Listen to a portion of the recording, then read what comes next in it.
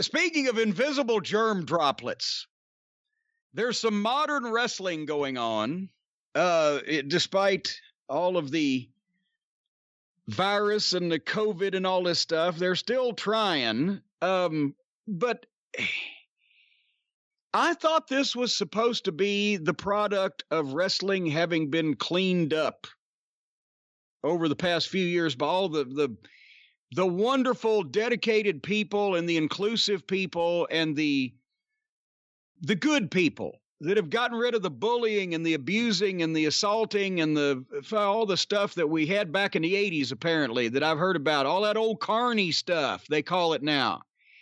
We never talked about people being carnies in the 80s, but now they talk about all the carny stuff. It's what I guess they come up with buzzwords. But Brian, I've heard for this past several years now, how rotten and crime-ridden and drug-abusing and infested that wrestling was in the 80s, how everybody was horrible people.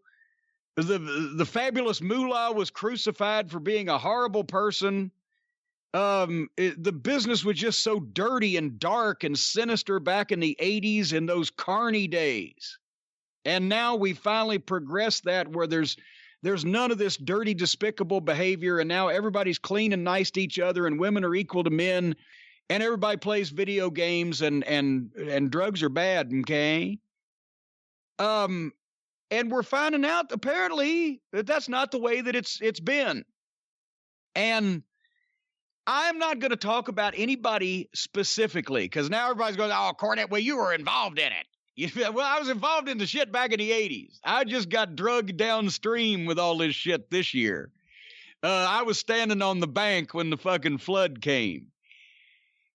But without even talking about any specific case, the biggest thing that I'm seeing from reading what anybody has said, from reading about any account or accusation or whatever, is the ridiculous, over-the-top amount of effort and coercion and time and this campaign that some of these people went on to systematically, continually browbeat or bully or harass somebody into fucking around with them.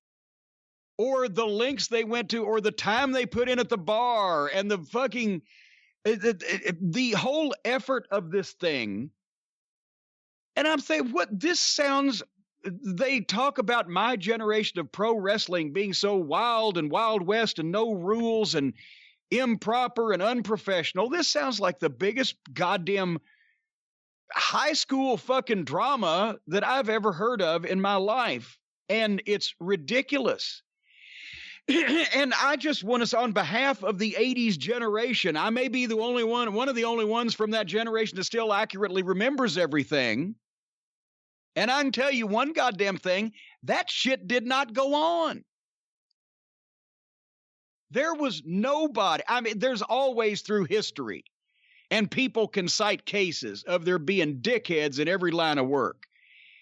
And did any pro wrestler before last year or 2 years ago or 3 years ago ever sexually assault somebody? Sure they did. There's been a few cases it's been documented.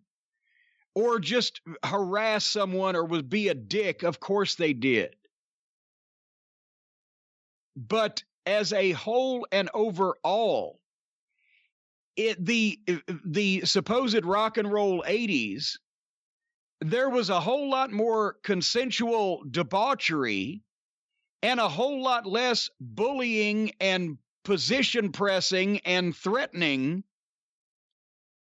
in order to get anybody's way.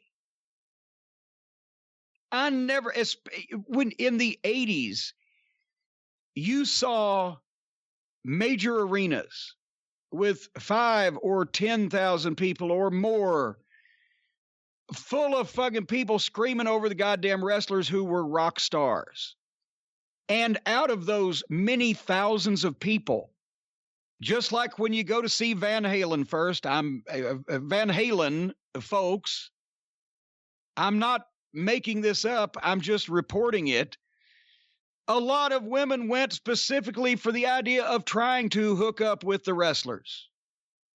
And the wrestlers, because they were rock stars and many of them wonderful looking and physical specimens, didn't have any trouble talking anybody that was on the fence over to their side of the yard.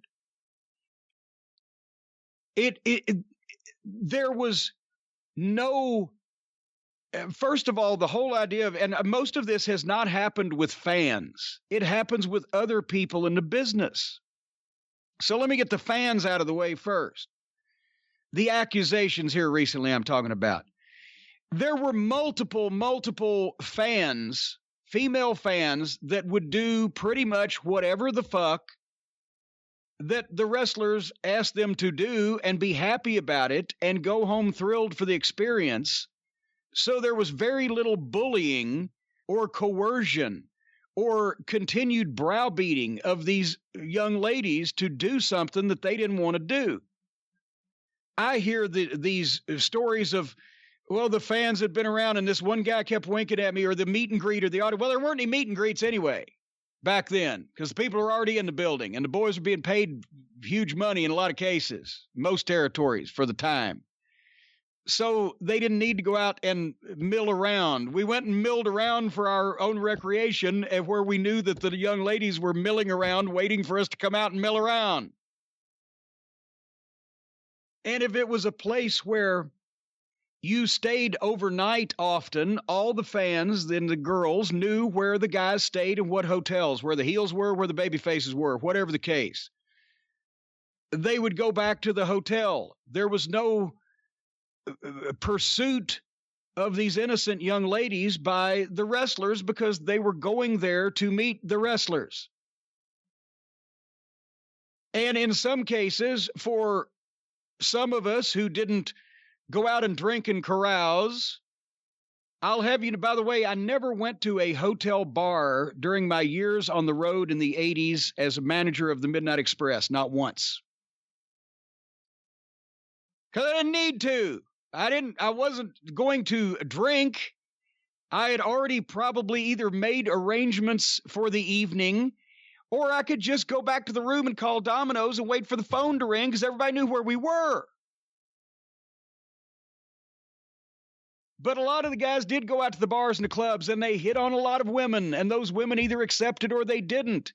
And if it took probably about 30 seconds to a minute to determine that.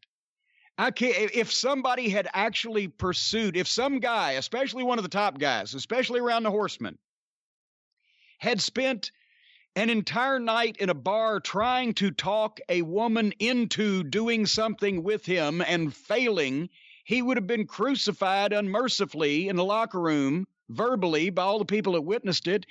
Or even if he did it successfully, but he spent that much time on it. So the point is, you could have companionship if you wanted it. Not everybody did that type of thing. But it wasn't a situation where you had to browbeat or bully or pursue or coerce anybody into doing anything they didn't want to do, because there was no reason for that. And as I mentioned, in some cases, guys that didn't drink or go out and party didn't have to leave the room. And there were, in many cases, towns, especially in every territory, because of the regular circuit that the fans knew about, or even in the Carolinas when Crockett was spreading out, where the fans knew the Crockett guys didn't stay over in Fayetteville, North Carolina. They went back to Charlotte, or they didn't stay over in Greensboro, or whatever the fuck. So in some cases, you had young ladies that had their favorite wrestlers and had an ongoing thing. They never even saw the matches. They would come to the parking lot, to the building, and then if you would see your friend, they'd wave, and you would go sit and hang out and chat in the car for a while. They didn't go in and watch the fucking show. They just came to hang out with the guys. So that covers the fans and the ridiculous idea that somehow it was this den of iniquity that all these guys were preying on unwilling females. Flair would do the promos. Come to the airport Marriott. in Philly, folks, right after, and the Four Horsemen are going to be there. We're going to party all night, blah, blah, blah, blah. And that's the desired response would take place. They would all come. As far as people in the business, or, I'm hearing that a lot of these are aspiring female wrestlers or even wrestling female trainees. But help me understand, are some of these girls in England being accepted in wrestling schools, Brian, at the age of 15? From what I've read with all these stories, and it's easy to get overwhelmed by the amount of stories and the amount of different stories, I don't know if it's just limited to England, but apparently there are wrestling schools that accept minors, and in this case, minor women, into their training classes, and that's where some of these instances have occurred. Okay, here's another thing. What the fuck?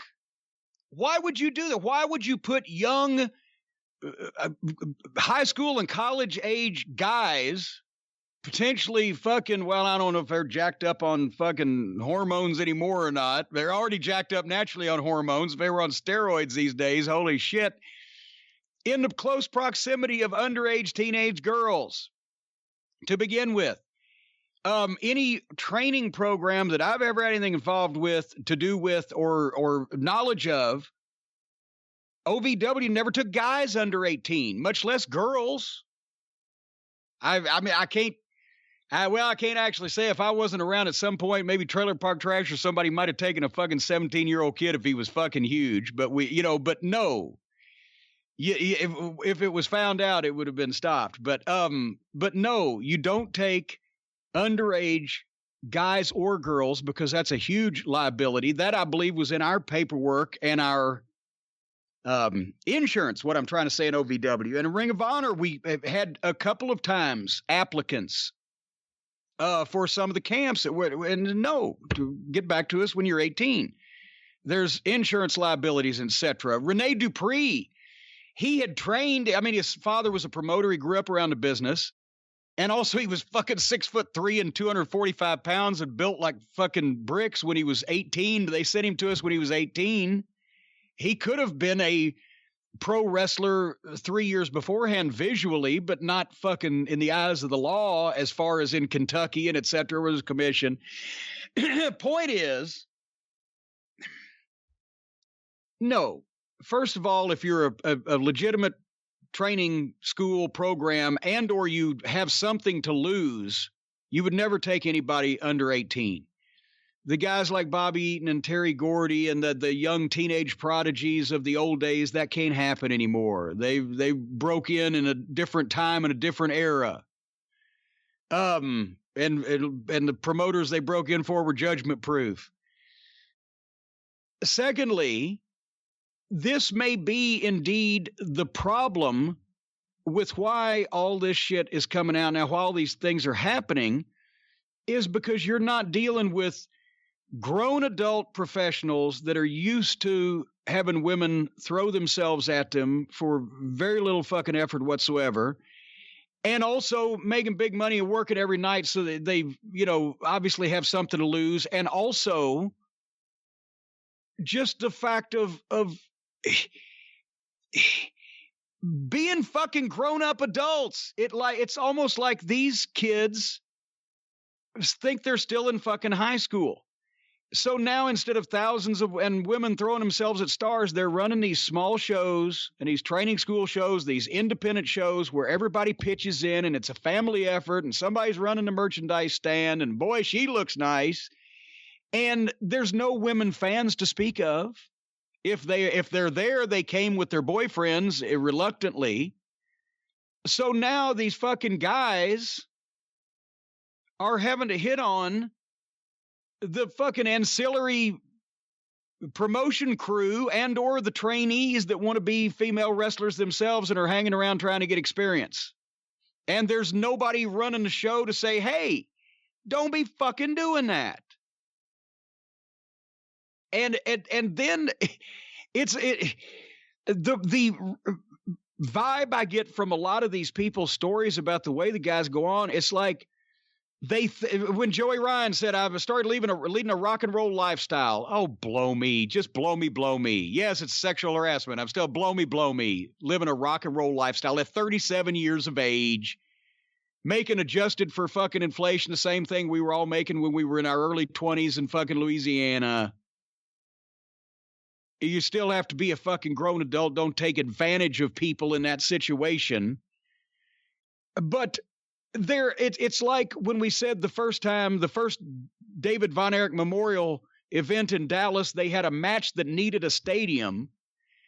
And then thereafter, they had a stadium that needed a match. They're trying to self-fulfill, a lot of these guys themselves, the rock and roll lifestyle, but they don't have the fucking groupies for that part of it. So they're fucking bullying themselves on other people. And I've said before, and I don't care what anybody else says about me, I've never had to fucking twist anybody's arm or make anybody do anything they wanted to do or continue on over an entire night or multiple times of seeing somebody flirting and making fucking blah, blah, blah and requests and, oh, come on and just please. What the fuck? Begging them to go back to the hotel room with them. Get a fucking hooker. Get a fucking hooker. And you don't, and then you get what you want, and then fucking an hour later, you don't have to speak to anybody. You fucking dipshits. What the fuck? It's if I'd ever had to work that hard, it would be a fucking, not only a sign of personal failure, but also just demeaning. So that's what I'm seeing, is that it's all become community theater. It's all become, hey kids, let's put on a show. These indie guys that suddenly got hot because of the internet and are now being flown around were being treated like it was Ernie Ladd coming into the fucking WWF to fucking fight Bruno in the Garden after he just had a run in Los Angeles, whatever the fuck. No, it's a fucking outlaw guy that got hot because of the internet. Don't treat him like a fucking star and have your fucking young girl helpers carting him around. Maintain control of your fucking business and try to tell the fucking guys to goddamn search outside. That's why I couldn't believe all these guys, the couples that are getting together in the WWE. It was always discouraged. For if there was a female member of the roster, and it's another thing we'll talk about in a second, and she was unattached, stay away from a relationship, because that's the last thing you want is relationships in the locker room. Let the boys fuck around with the girls in the crowd, and that keeps everything separate. Nobody gets smartened up. There's no fucking feelings about, don't bring your wives and girlfriends around the matches, because they'll see other guys whose friends their wives and girlfriends are doing shit they don't want to be seeing done. See where I'm going with this? Keep fucking business and personal life separate in that respect. But now there's no girls in the audience for the guys, so they bring them into the fucking locker room. For the supposed how everybody was so abusive in the 80s, I never saw any of the ladies on the fucking shows in the 80s being mistreated. Precious was with Jimmy Garvin. Everybody treated her like gold. And most of the ladies on the card were with one of the guys and was part of the gimmick. But even if they weren't, Baby Doll, her father and mother were wrestlers, but she wasn't. But she was looked after as one of the boys. And except for it being mutual with her and Sam Houston, nobody fucking tried to bully Baby Doll or whatever the fuck. That wouldn't have been a good idea physically, but you see where I'm going with this on the concept. The girls were taken care of because they were viewed by the boys as one of the boys, and don't fucking fuck them around. You don't want to fuck up business. If you do have a relationship and it breaks up and y'all are both still booked, if she's on the card better than you are, then you might be fucked. So just stay away from that. And when Moolah's girls would come in, they'd have their own car. Or if one of the girls was friends with one of the guys and wanted to make the loop with him, well, okay, fine. And the other girls would ride by themselves or whatever. So if it was just one girl, I remember one time in Tennessee, they brought Heather Feather in to work a deal with the manager, Chuck Malone. She was like 350 pounds. He was 150. And Paul Morton was assigned to Heather Feather. drive her around the time she was in the territory so nobody'd bother her. She was a very sweet girl, but huge. And Paul Morton was 120 pounds. So that was even funnier looking when they drove up. But there was no, and for all the abuse Moolah took once again, and some of Moolah's girls that were accused of all this other bullshit, god damn, if you had tried to fuck with some of these girls, they'd break a bottle over your fucking head. Unless they were amenable to it. So I'm just, without accusing everybody or jumping on everybody's misery, I wanted to take up for the 80s in general, as far as our generation was supposed to be so unsavory and abusive and vile and dirty and carny and whatever the fuck, and now they've all cleaned it up. What the fuck? I never saw any of this shit going on back then. So maybe it's just, it depends on, it's just like somebody else that now has a national television show that he's got to book without ever having done this shit before. They're going on the stories they've heard about the way it used to be because they weren't actually there, and they've got a picture in their head of the way it used to be, but they never experienced it, so they've just heard stories and they can't fucking actually understand that it's not. It's not the way it used to be.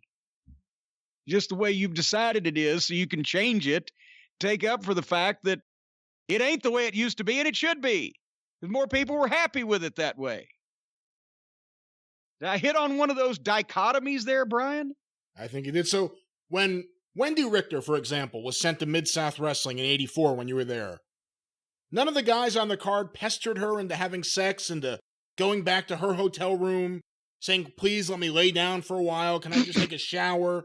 None of these things happened? Well, I would know it did. They didn't. And I would love to say that Wendy went back to a palatial hotel room and had her, fucking room service dinner. But as I recall, she did stay at the Alamo Plaza at Shreveport, like all the rest of us did. But no, she had her own room, and nobody wanted to take a shower at the Alamo Plaza in Shreveport. But no, that's what I'm saying. You didn't do that. They were one of the boys, unless they were receptive, more than receptive to the fucking idea. I'm not saying that never happened, but no, all she would have had to done would have been go back to Moolah and say, hey, this fucking idiot in Watts' territory, so-and-so, would not leave me alone. And then Moolah'd call Watts and say, well, one of my girls wasn't happy. Because unless there was a prearranged arrangement, and I'm not saying that never happened, I'm not grouping Wendy in on this. If there was a prearranged arrangement between parties, I can't say that ever happened. But if one of the guys was being a pain in the ass to one of the girls that Moolah sent in, the girl would tell Moolah, and Moolah would turn around and would call the office, because she's not calling Bill Watts saying, fuck you, I'll never send you girls again. She's saying, hey, you got some fucking asshole on your fucking card, one of the heels, named such and such. What's his problem? You don't want that. Is it just... They made such a big deal out of wrestling being different, out of it being a generational thing, and the guys today and the girls today wouldn't put up with the behavior of the past. But you're finding out now, where there's more women than have ever been involved in wrestling before around professional wrestling, that the guys, some of them, not everyone, but obviously some of them, we've heard a lot about them, are as creepy as any guys from previous generations, are as perverted as anyone you've heard about from previous generations, are just as drunk as wrestlers from the previous generation. There haven't been any stories about cocaine. Trust me, there are guys who do just as much cocaine as they did in the previous generation. Not everyone's playing video games. Well, some of them may not be able to afford as much as the previous generation. That's true. And there's much more. You forgot one thing. There is much more desperation.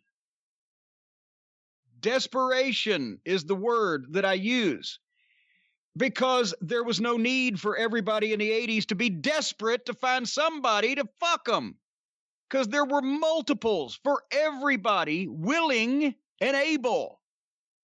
It's not our fault. Speaking on behalf of the 80s generation, you young whippersnappers out there, although with the fucking size and the look and the state of some of these young whippersnappers. They're fucking wearing pigtails and flip-flops. It's not our fault. You can't get laid on your own without just fucking badgering people to do it. You can't draw any women fans that are excited about seeing rock stars. You're drawing a bunch of guys that want to chant fight forever. Fuck you. I'd like to fight for a little while, get paid, and then go fuck a little. Instead of fighting forever. If you fight forever, you can't stop and fuck. What was that George Carlin routine? The fucking hotel should really be just called Hotel. And down at the bottom, the light should flash, sleep, fuck, sleep, fuck. Because that's really all you do at the hotel. You sleep or you fuck. Hotel, sleep, fuck, sleep, fuck. Anyway, you know what? No. I'll tell you what, I've got a good way. I have got a good way for all those young ladies out there that are trying to get away from all these desperate men to get the jump on them and get away from them. The rad power bikes. We've been talking about they go up to 20 miles an hour. And I've looked at some of these sorry sacks of shit physical specimens on some of the independent rosters these days. And I don't think they can run 20 miles an hour, Brian. So I believe a rad power bike could outrun them.